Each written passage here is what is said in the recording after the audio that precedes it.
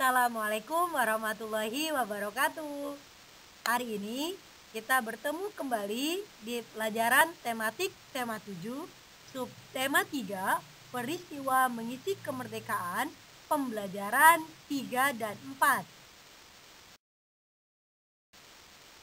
Biasa, sebelum Ibu mulai menjelaskan materi pada pertemuan hari ini, ada beberapa pertanyaan yang nantinya wajib kalian kerjakan. Jadi, mohon perhatikan videonya dengan seksama.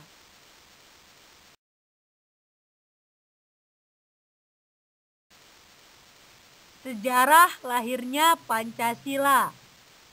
Mulai terdesaknya posisi Jepang dalam Perang Asia Timur membuat parlemen Jepang mulai menjanjikan pemberian kemerdekaan kepada wilayah jajahannya.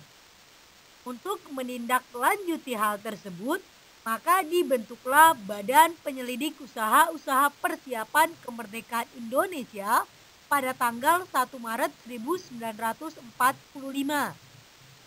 BPUPKI dibentuk dengan tujuan untuk mempelajari dan menyelidiki hal-hal penting yang berkaitan dengan pembentukan negara Indonesia. Sidang pertama BPUPKI yang dilaksanakan pada tanggal 29 Mei sampai 1 Juni 1945 membahas tentang rancangan dasar negara. Pada sidang BPUPKI terdapat 3 tokoh yang mengajukan pendapatnya tentang dasar negara Indonesia. Pada tanggal 29 Mei 1945, tokoh yang mengajukan pendapatnya adalah Mr. Muhammad Yamin. Rumusan dasar negara yang dirumuskan adalah pri kebangsaan, pri kemanusiaan, pri ketuhanan, pri kerakyatan, dan kesejahteraan rakyat.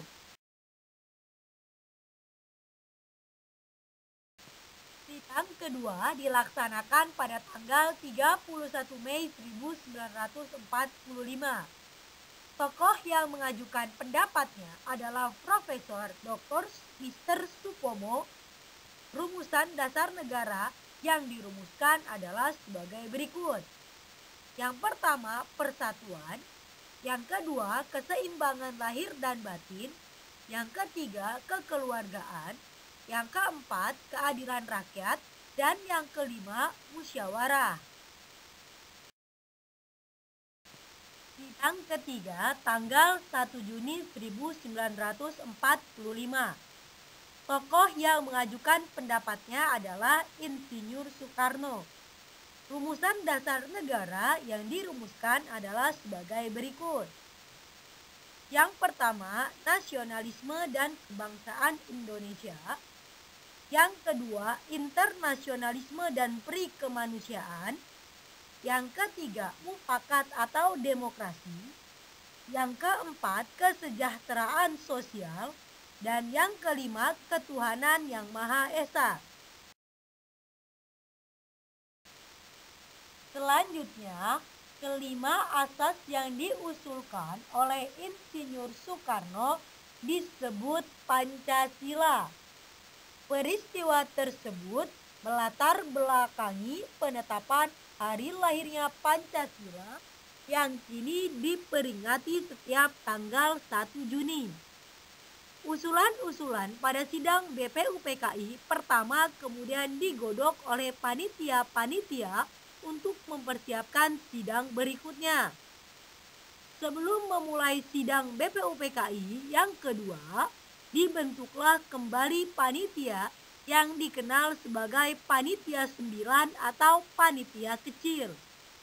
Pada tanggal 22 Juni 1945, Panitia 9 mengadakan rapat yang kemudian menghasilkan rumusan dasar negara yang tercantum dalam Piagam Jakarta.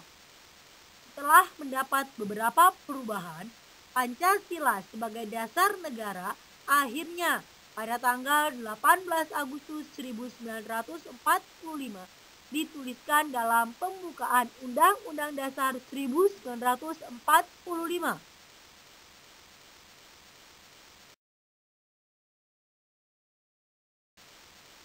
nilai-nilai luhur Pancasila yang berkembang di masyarakat.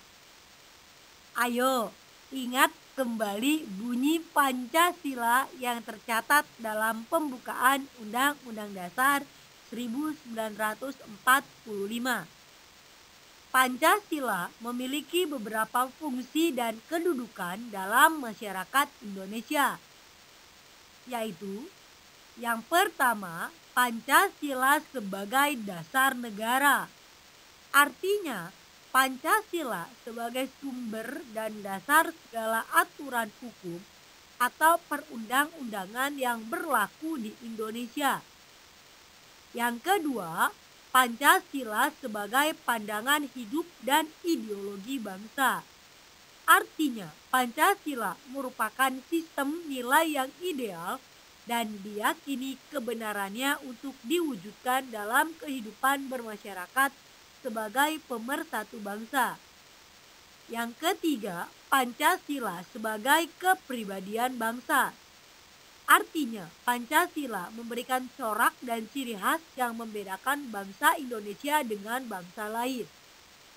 Dalam fungsi dan kedudukan Pancasila dalam masyarakat tersebut, nilai-nilai luhur Pancasila menjadi landasan hidup bermasyarakat di Indonesia yang terdiri dari beragam suku, ras, agama, dan budaya. Hal tersebut diperlihatkan dengan berkembangnya budaya khas bangsa Indonesia, yaitu budaya gotong royong. Budaya gotong royong mengajarkan kita untuk saling membantu satu sama lain secara sukarela tanpa melihat perbedaan. Musyawarah.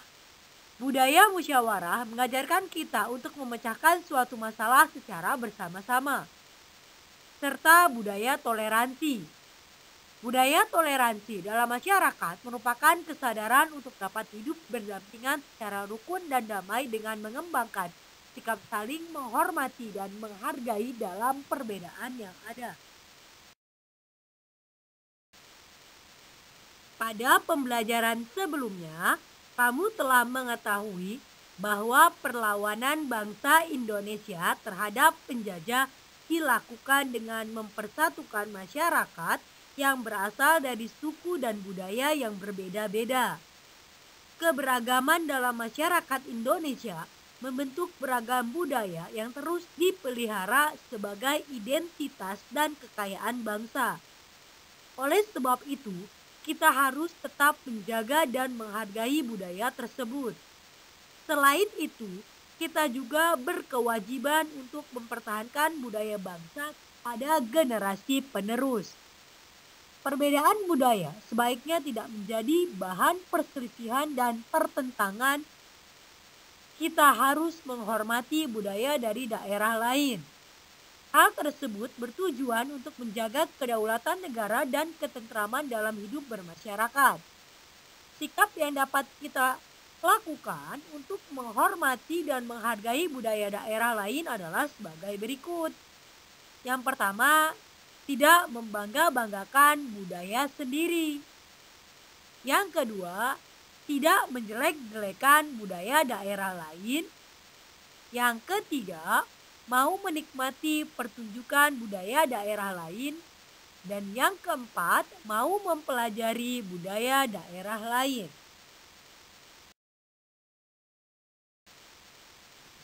Cara menyikapi perbedaan dan keberagaman di lingkungan sekolah. Selain di lingkungan masyarakat, lingkungan sekolah pun memiliki keberagaman individu. Kamu tentu memiliki teman yang berasal dari suku yang sama atau berbeda denganmu. Keberagaman individu tersebut perlu disikapi dengan bijak agar tercipta kerukunan sesuai dengan semboyan bangsa Indonesia, yaitu Bhinneka Tunggal Ika. Berikut beberapa sikap yang dapat dilakukan untuk menjaga kerukunan dalam keberagaman di sekolah. Yang pertama, menerima perbedaan pendapat teman saat diskusi. Yang kedua, tidak mengucilkan teman yang memiliki kebiasaan atau sifat tertentu. Yang ketiga, menjenguk teman yang sedang sakit. Yang keempat, meminjamkan peralatan sekolah kepada teman. Yang kelima, melerai dan saling mengingatkan saat ada teman yang berselisih pendapat.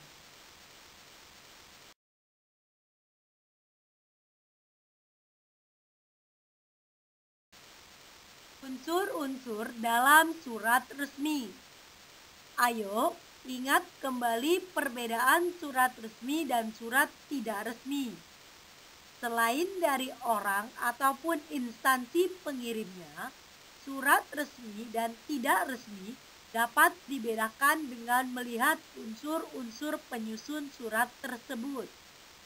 Berikut contoh surat undangan resmi beserta unsur-unsur penyusunnya.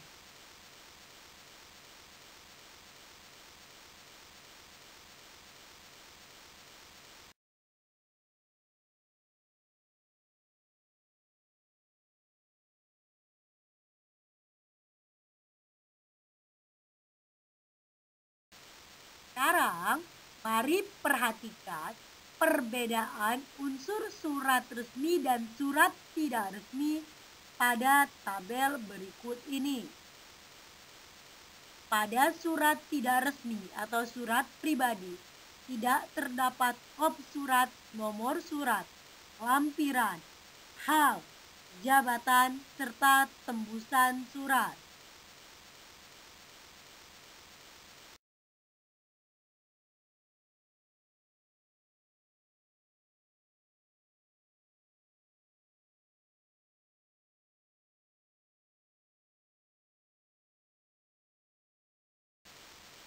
Demikian materi untuk pertemuan hari ini. Kurang lebihnya Ibu mohon maaf. Terima kasih atas perhatiannya. Wassalamualaikum warahmatullahi wabarakatuh.